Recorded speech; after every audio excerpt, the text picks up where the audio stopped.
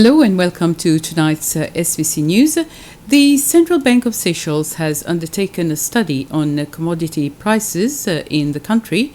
Since the central bank's main objective is to ensure price stability for these necessities, the governor of the central bank, Caroline Abel, says that it is important that people understand more about the factors that influence these prices and that the bank needs to consider people's comments and concerns, especially last year when exchange rates were lower.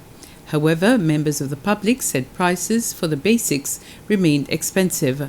Ms. Abel said that these remarks had prompted the central bank to go and investigate the details on this issue, and they have found that the rise in the prices in commodities globally and the rise in freight prices are the main factors, while the prices of commodities, especially the basic ones, are still high in Seychelles.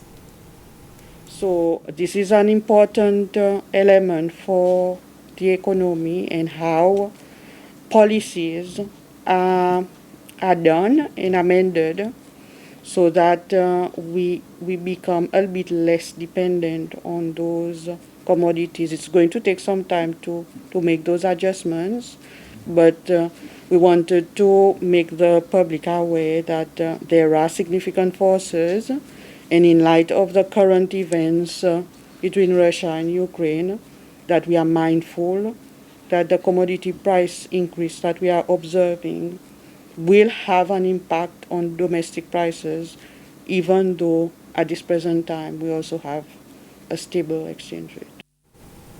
The Ministry of Education has confirmed that all primary schools will reopen with full modality as of Tuesday, the 8th of March. However, for the secondary level, the Ministry of Education is still in negotiation with some of the schools.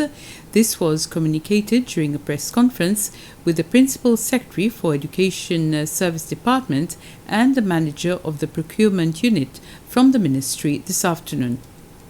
The secondary schools are currently facing certain difficulties to reopen with full modality. Difficulties such as lack of teachers and furnitures, which the ministry has said they are working with the school to resolve, and that their decision will be communicated before the end of the week.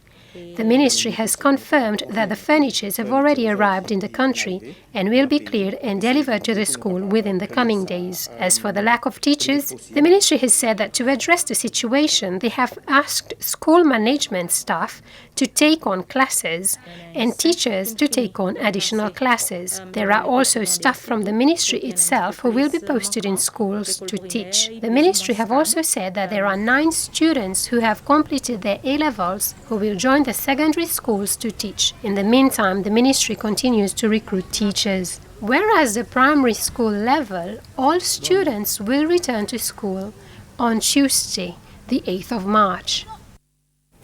The police commissioner has asked police officers who have been promoted today to continue working hard, be professional in their duties, and to have self-respect, respect for the public and their colleagues. Commissioner Ted Barbe was speaking during a ceremony held this afternoon at the Defense Forces Auditorium at Perseverance, where 106 officers were promoted from the ranks of constable to superintendent. Commissioner Barbe said the officers who were promoted were based on recommendations made by a panel of unit commanders. But he said, according to their scheme of service, this also applies to the exam results which they sat and on merit. A South African delegation led by the Deputy Minister of International Relations and Cooperation, Alvin Bott, called on President Wavell Ramkalawan this afternoon. The special envoy's mission was to convey a message to President Ramkalawan on behalf of South African President Cyril Ramaphosa. In a communiqué, State House says during the meeting they spoke about the excellent relations and cooperation between Seychelles and South Africa. They also expressed their conviction that the presence of the Seychelles and High Commission in South Africa is crucial. The delegation also called on the Foreign Affairs and Tourism Minister Sylvestre Radogon.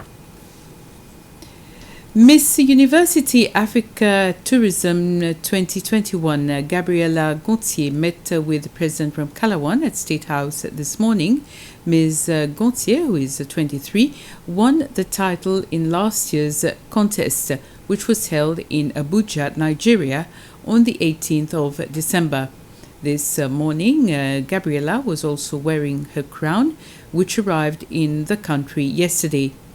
Gabriela works as a monitoring and evaluation officer in the Blue Economy Department, and she was accompanied at State House by the Miss University Africa Country Director, Terry Kaula. Ms. Gontier left State House with the national flag, which she says President Ramkalawan has asked her to keep floating. Today, the President wanted to congratulate me on this big accomplishment of bringing an international crown to Seychelles for the first time. And basically, we discussed on the journey, the plans and the targets for my reign, hoping to work closely with the Ministry of Foreign Affairs and Tourism, push for sustainable tourism because we are a small island state, so we believe firmly in the SDG goals, and also to work with other entities such as the University of Seychelles to push for that agenda and all. And that's it for now. I'll be back with all the day's news in Creole in under an hour's time.